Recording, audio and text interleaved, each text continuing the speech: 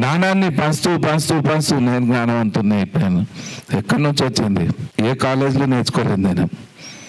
కానీ అదే స్పిరిచువల్ ఇచ్చిన గిఫ్ట్ అది. మన వరకు అయితే ఎంత ఇంట్రెస్ట్గా పని చేసుకుంటాం. భగవత్ కార్యం గురించి ఎందుకు ఇంట్రెస్ట్ చూపారేమో నాకు అర్థం కాదు. చేయాలా లేదా? ఆయన గురించి నడవాలా లేదా? ఆయన గురించి మాట్లాడాలా లేదా? ఆయన గురించి చేతులు పనిచేయాలా లేదా? ఆ బుద్ధి ఆయన గురించి ఆలోచించాలా లేదా? ఎప్పుడైతే దైవకార్యం గురించి మన ఉపయోగం పడే ప్రతి వస్తువు పవిత్రం అయిపోతుంది. అదే జీవితం, పవిత్రమైన జీవితం. అదే పత్రిసార్, అదే బుద్ధుడు, అదే సాయిబాబా, అదే ఆంజనేయ స్వామి. ధ్యానం లేని మనసు కోతిలాగా ఉంటుంది. ధ్యానంతో కూడుకున్న మనసు ఆంజనేయ స్వామిలాగా అయిపోతుంది. ఎవరినో పిలవడం కాదు, మనమే ట్రాన్స్ఫారం లాగా అయిపోవాలి. పవర్ఫుల్గా మనమే బుద్ధుడుగా, మనమే కృష్ణుడుగా, శివుడుగా ఎందుకు కాలేము? మేడం చెప్పిన దానికి కొద్దిగా గ్యాప్ ఉంది. అద్వైత స్థితిని చేసుకోవాలి మనం. అప్పుడు చూడండి ఎట్లుంటుంది లైఫ్. అద్భుతంగా ఉంటుంది. ఎన్ని మిరాకిల్స్ జరిగినాయి నా లైఫ్లో, ఎన్నో చూసినాను, ఎన్నో అద్భుతాలు జరిగినాయి. జాతకాలని కాల్చే శక్తి భక్తికి ఉంది. అకార్డింగ్ టు నా జాతకము ఇలాంటి లైఫ్ లేదు నాకు. కంప్లీట్ జాతకం మారిపోయింది నాకు. భక్తి ఒక సామాజిక శక్తి. భక్తి ఈజ్ అన్ అండర్స్టాండింగ్. ఒక అండర్స్టాండింగే ఉంది, ఇంకేం లేదు. 30 yearsలో నేను ఎప్పుడు కొబ్బరికాయలో తెలియదు నాకు. కొబ్బరి చట్నీ అవసరం అంటే కొట్టాను ఇంట్లో, అంతేగాని 10 రూపాయల కొబ్బరికాయకి 20 సార్లు ఉప్పు చూస్తాం నీళ్ళు ఉన్నాయా అని. మనం మీరు పోయి మొక్కినప్పుడు ఆ దేవుడు చూస్తాడు ఇందులో నా గురించి టైం ఉందా అని. ఎప్పుడైనా లేదు.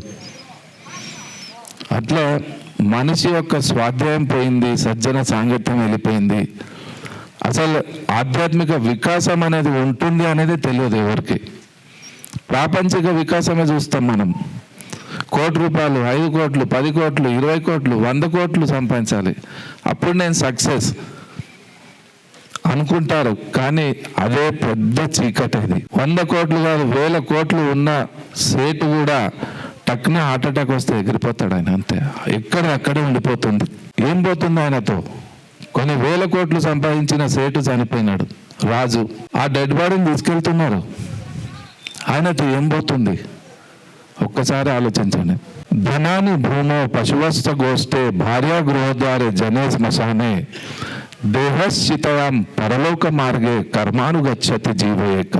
కొన్ని కోట్లు సంపాదించిన సేటు అప్పుడు బ్యాంకుల్లో ధనమంతా భూమిలో పాతి పెట్టాడంట.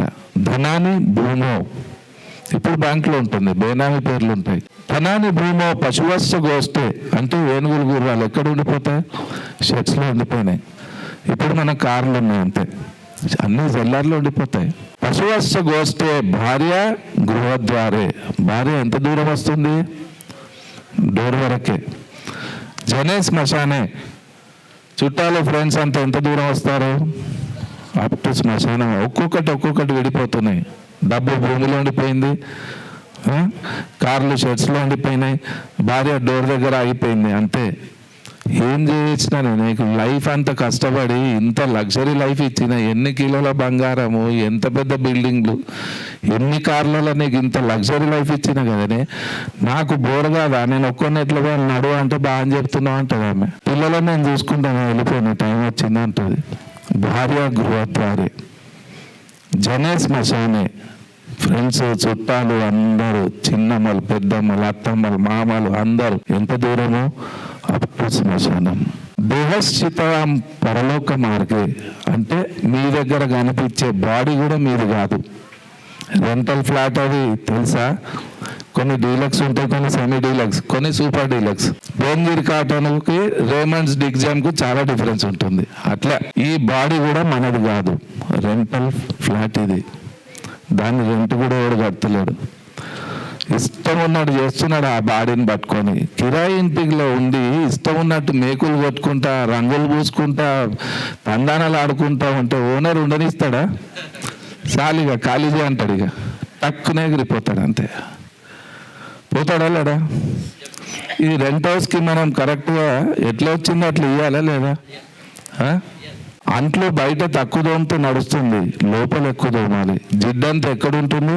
లోపలే ఉంది, కనిపించదు. నీటికెళ్ళి నీట్గా కనిపిస్తాం. పేరెల్లో పౌడర్లు గీడలు పెట్టుకొని మస్తుగా సెల్లు జెన్ను జిన్ను అన్ని మెయింటైన్ చేస్తాం, వైట్ అండ్ వైట్ మస్తు మెయింటైన్ చేస్తాం. పెంట అంతా లోపల ఉంది, ఆ పెంటను క్లీన్ చేయడానికి ఈయన దిగిండు పత్రి సార్.